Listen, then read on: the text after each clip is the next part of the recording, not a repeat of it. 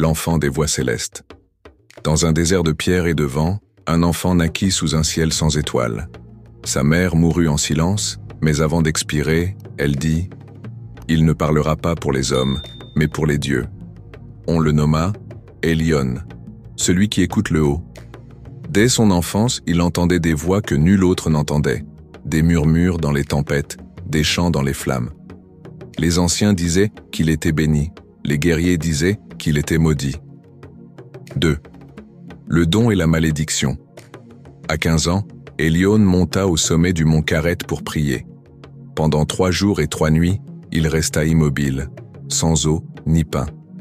Au matin du 4e jour, le tonnerre parla. « Toi, Elion, tu seras notre prédicateur. Tu porteras la parole des dieux au royaume des hommes. » Mais le don eut un prix. Ses yeux devinrent d'un blanc de lait. Il ne vit plus jamais le monde des vivants. 3. Le royaume incrédule Elion descendit des montagnes et entra dans les cités. Il prêchait la parole des dieux. Le monde s'écroule, car les hommes ont oublié la mémoire du ciel. Mais les rois se moquèrent de lui. On le traitait de fou, on le chassa des temples.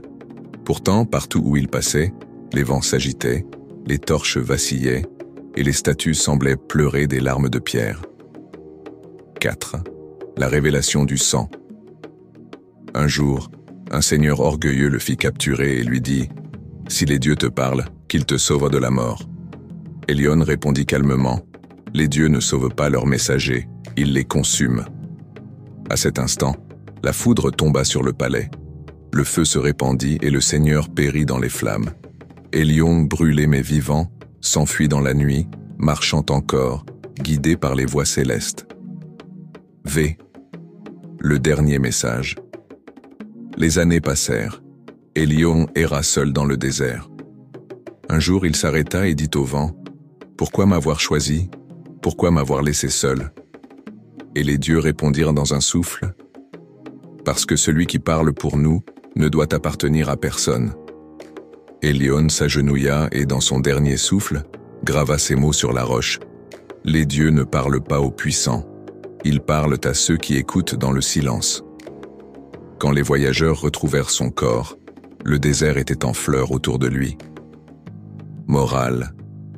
Celui qui porte la parole divine porte aussi le poids du monde. La vraie foi ne se prêche pas pour être crue, mais pour éveiller ce qui dort dans le cœur des hommes.